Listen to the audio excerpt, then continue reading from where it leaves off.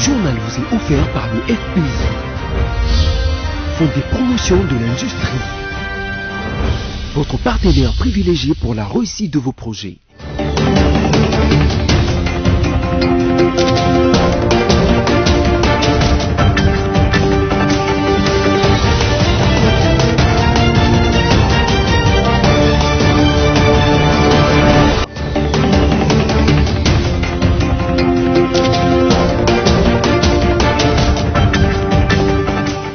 Nouveau numéro du journal sur BSC Télévision, mesdames et messieurs, bienvenue à cette grande édition dont voici le principal titre.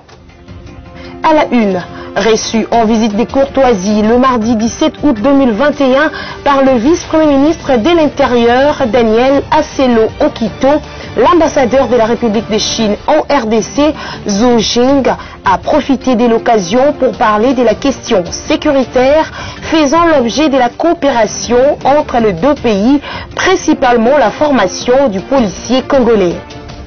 Et puis, au cours de la plénière du mardi 17 août 2021 à l'Assemblée nationale, la plénière qui a évoqué la question de la désignation des nouveaux dirigeants de la CENI a accordé un délai supplémentaire qui court jusqu'à lundi 23 août à la commission paritaire mise en place en vue de se conformer aux dispositions antérieures prises par le bureau de cette chambre du Parlement congolais.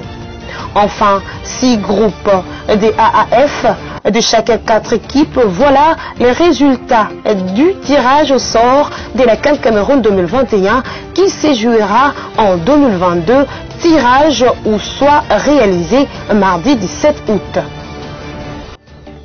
Encore une fois, bienvenue dans ce journal. Reçu en visite de courtoisie le mardi 17 août par le vice-premier ministre de l'Intérieur, Daniel Aselo Okito, l'ambassadeur de la République de Chine en RDC, Zhou Jing, a profité de l'occasion pour parler de la question sécuritaire faisant l'objet de la coopération entre les deux pays, principalement la formation du policier congolais. Suivez. C'est d'abord une visite de courtoisie et aussi de travail. C'est aussi une séance de travail avec le VPM de l'Intérieur, Sécurité des centralisations affaires coutumières pour discuter de la situation bilatérale entre la Chine et la RDC en matière de sécurité. Il y a une longue opération entre les deux États dont la RDC mérite cet avantage. Cette coopération entre les deux pays entre aussi dans le domaine de sécurité, notamment la formation du personnel policier. Partager ensemble cette expérience permettra de lutter contre la corruption. Ça aidera aussi les autorités congolaises de renforcer la capacité d'administration dans la gestion de la situation sécuritaire.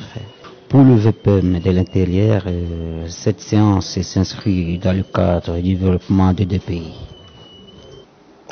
Et voilà, il n'y a pas de crise politique dans les Kouilou. L'Assemblée provinciale a déchu les bureaux qui étaient en place et elle a élu un nouveau bureau qui travaille. C'est ce qu'a déclaré Donald Kandambu, chef de la délégation des députés provinciaux des Kouilou en vacances parlementaires à Kinshasa à l'issue de l'audience leur accordée par le vice-premier ministre de l'Intérieur mardi 16 août 2021 dans son cabinet. Suivez.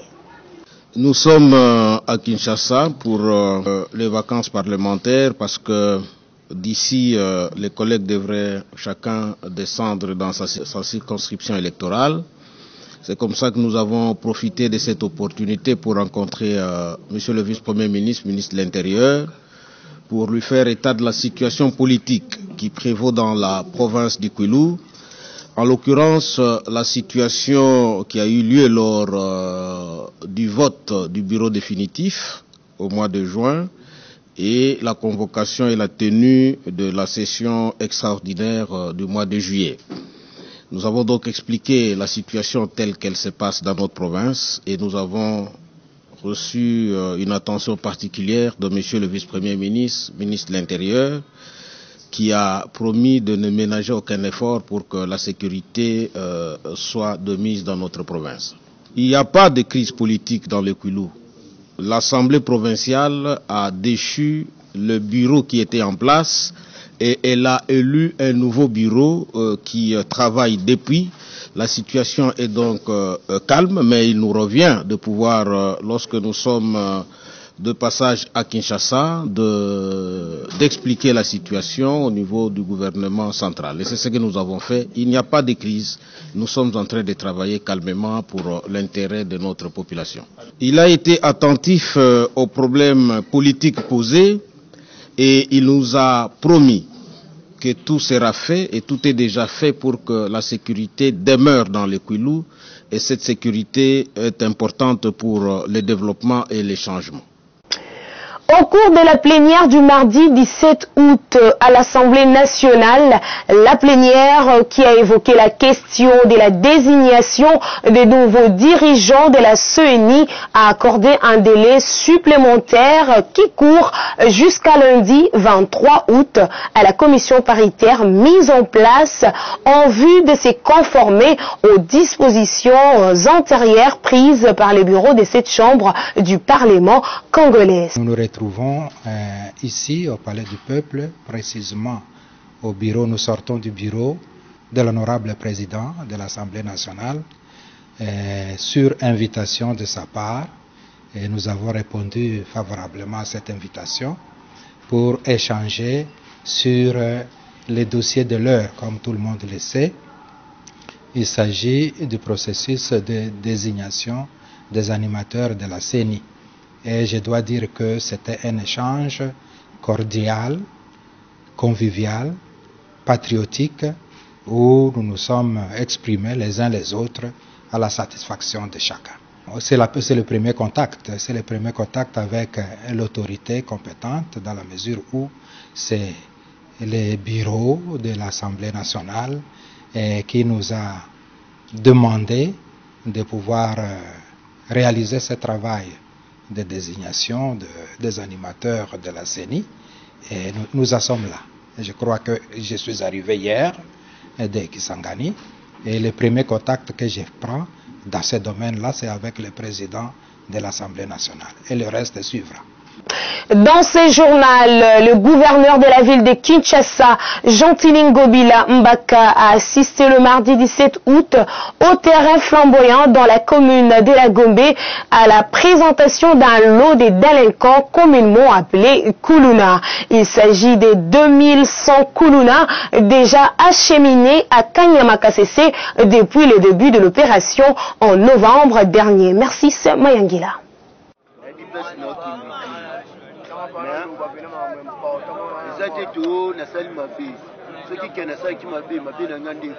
Cette septième vague vient porter à 2100 le nombre de jeunes civiques déjà déportés à Kanyamakasese dans le Haut-Lomami pour y faire les travaux de champs, de maçonnerie et autres dans le cadre de l'encadrement et du redressement qu'ils doivent subir à travers les services nationaux. Au cours de cette cérémonie, l'autorité urbaine, Gentili Ngobila, a félicité la police nationale congolaise, ville de Kinshasa, dirigée par le général Silvano Kasongo pour le travail abattu.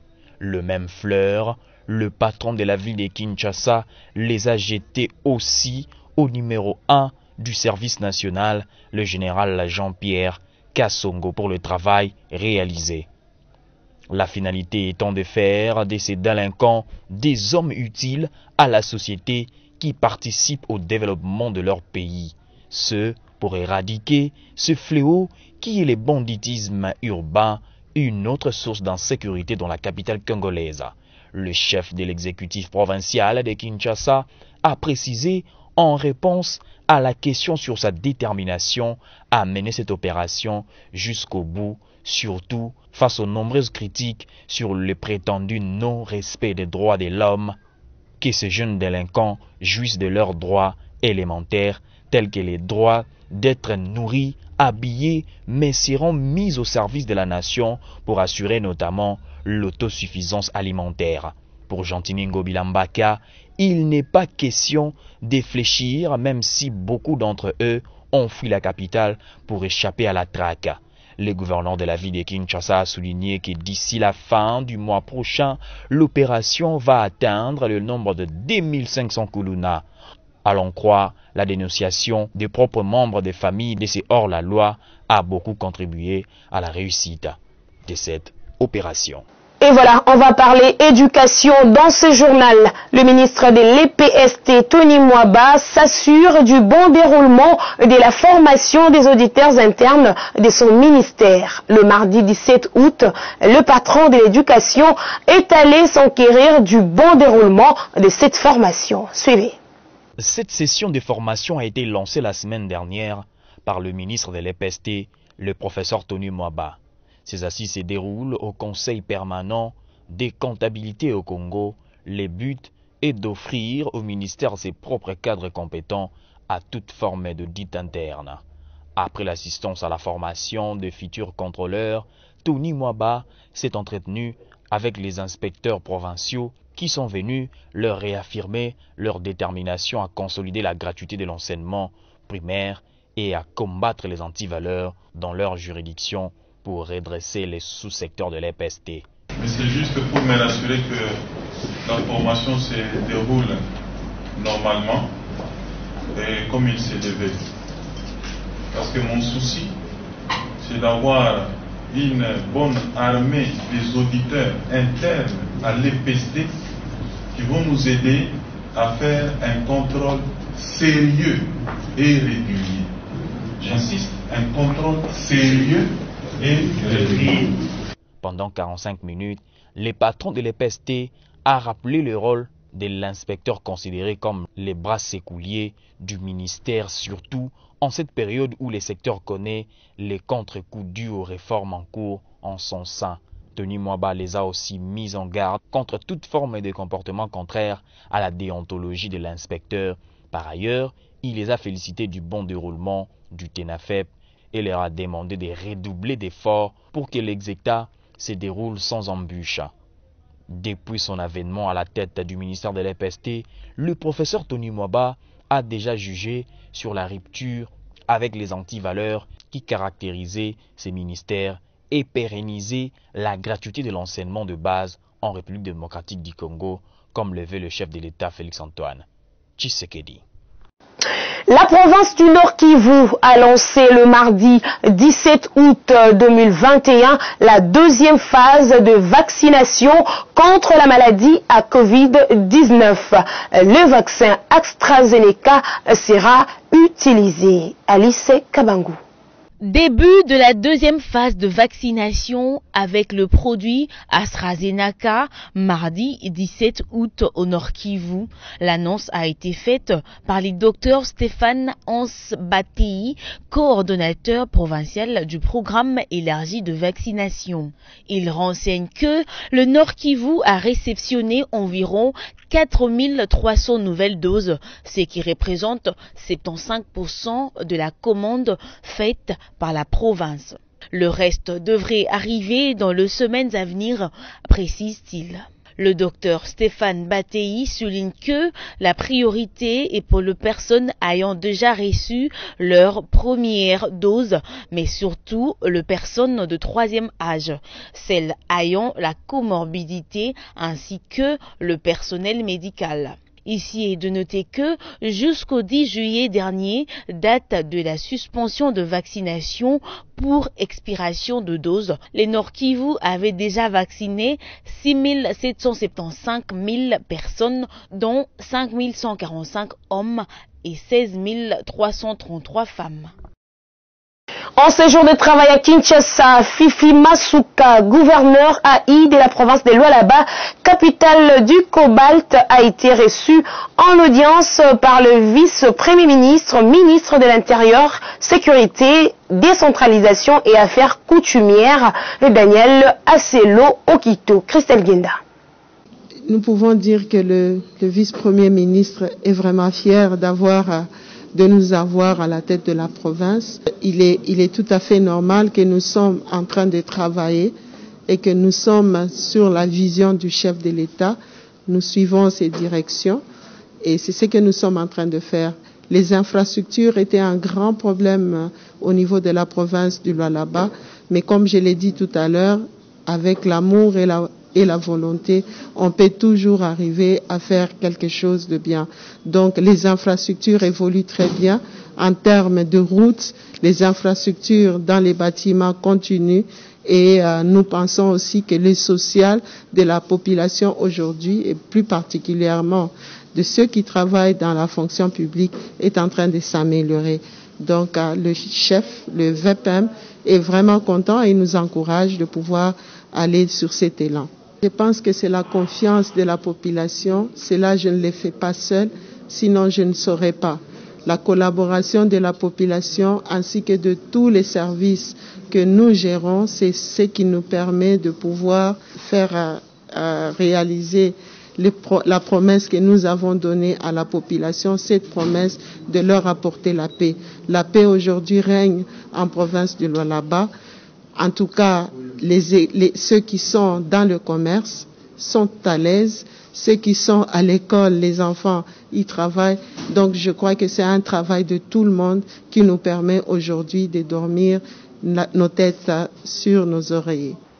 Communiqué dans ce journal, la Chambre des experts immobiliers et de la République démocratique du Congo, Seiko Asbel, porte à la connaissance des ingénieurs stagiaires candidats à la prestation des serments d'experts immobiliers qu'un registre est ouvert pour leur enregistrement à l'immeuble Beautour numéro 7B de la mezzanine du centre commercial Ogefrem dans la commune de la Gombe à Kinshasa. Pour tout autre renseignement, contactez le secrétariat exécutif au numéro plus 243 999 27 990 ou 081 057 56 96 via Kinshasa le 18 août 2021. Pour la Seiko Asbel, le président du conseil d'administration Gaston Chisanga Lukenu, expert évaluateur qualifié. Le pays des provenances est le nom des officiels des rencontres de la première et de la deuxième journée des éliminatoires de la Coupe du Monde Qatar 2022 pour les léopards de la RDC sont connus. Y a-t-il d'autres à savoir pour les léopards? Sami Bosongo nous les dit. Suivez. Les nouvelles des léopards à ces jours sont telles que, outre les modifications apportées sur les horaires du match entre la République démocratique du Congo et la Tanzanie, 2 septembre 2021 à Lubumbashi, la Confédération africaine de football a désigné les officiels pour les rencontres de la première et de la deuxième journée des éliminatoires de la Coupe du Monde Qatar 2022. C'est ainsi que pour leur première journée, où les léopards seront aux prises avec les Taifa Stars, les officiels sont ivoiriens.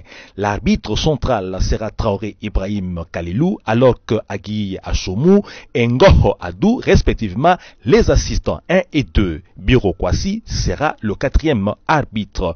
Pour leur affrontement du 6 septembre face aux Béninois au stade de l'Amitié de Cotonou, les Congolais auront affaire aux officiels burkinabés. La rencontre sera dirigée par Jean Ouattara, qui sera assisté par Tiama Seydou, et Sanou Habib. Diero Amidou prestera comme le 4e arbitre.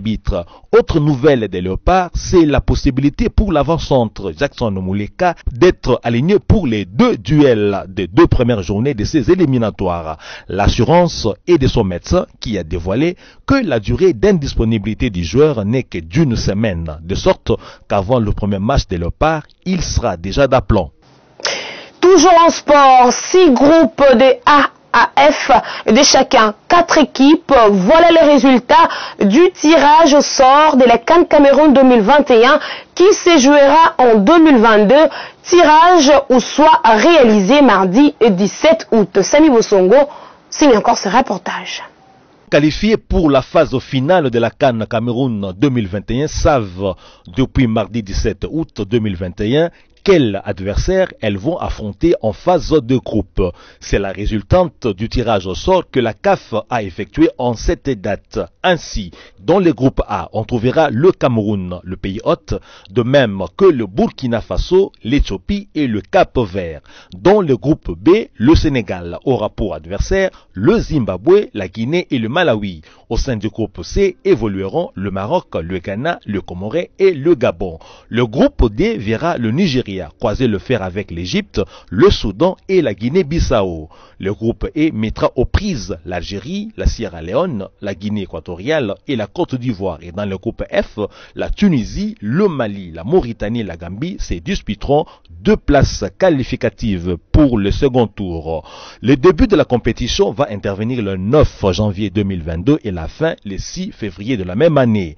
Les 2 premiers de chaque groupe et les 4 meilleurs troisièmes des 6 groupes accéderont au 8e de finale. Les villes retenues pour l'organisation de rencontres sont Yaoundé qui abrite le stade de Dolembe et celui d'Amadou Ahidjo, Douala, Bafoussam, Garoua et Limbe. Place à présent à la revue de presse rendue par Merveille Bavabebaye.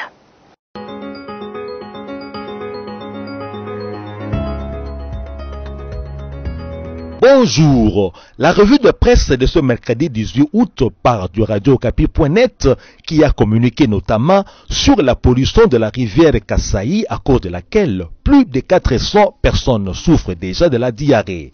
Le site qui reprend la révélation du mardi 17 août du vice-premier ministre en charge de l'environnement, Madame Eve Bazaïba, renseigne que des échantillons ont été prélevés au moins 2 fois et après analyse, selon elle, les premiers éléments montrent clairement qu'il s'agit de substances qui ont contaminé ces eaux et qui en absorbent l'oxygène. Cette situation, explique le site onusien, justifie la mort des êtres vivants aquatiques, dont les poissons et les hippopotames à Ilebo.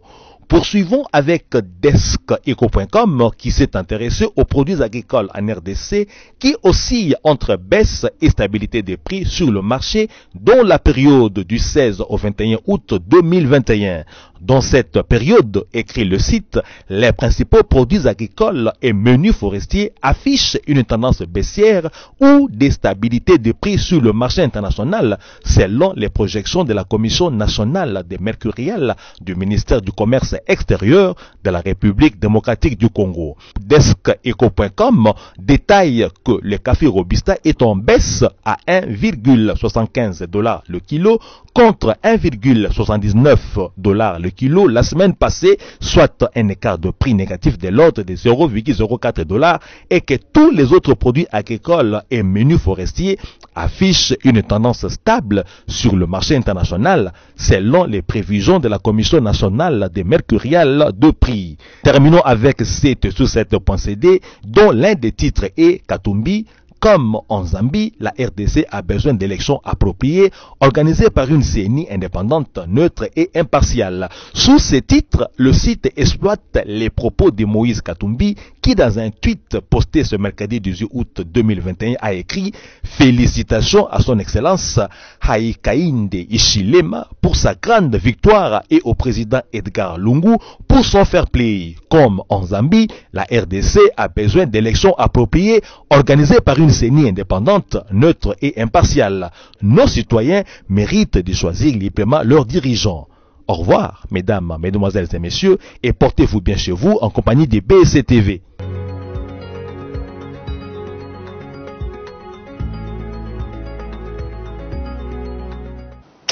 Et voilà, c'était la revue de presse. Si vous nous avez pris en cours de diffusion, voici les rappels de principaux titres.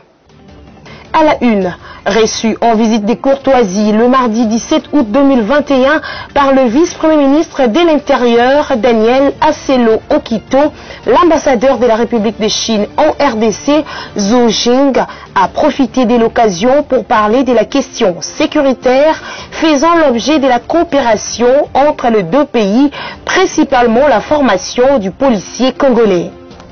Et puis, au cours de la plénière du mardi 17 août 2021 à l'Assemblée nationale, la plénière qui a évoqué la question de la désignation des nouveaux dirigeants de la CENI a accordé un délai supplémentaire qui court jusqu'à lundi 23 août à la commission paritaire mise en place en vue de se conformer aux dispositions antérieures prises par le bureau de cette chambre du Parlement congolais. Enfin, 6 groupes de AAF de chaque 4 équipes, voilà les résultats du tirage au sort de la CAN Cameroun 2021 qui se jouera en 2022, tirage ou soit réalisé mardi 17 août.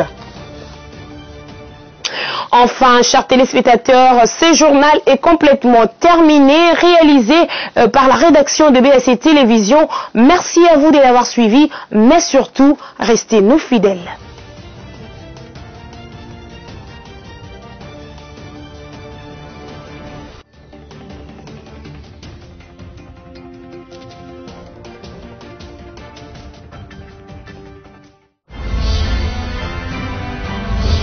Ce journal vous a été offert par le FPI, Fonds des promotions de l'industrie, votre partenaire privilégié pour la réussite de vos projets.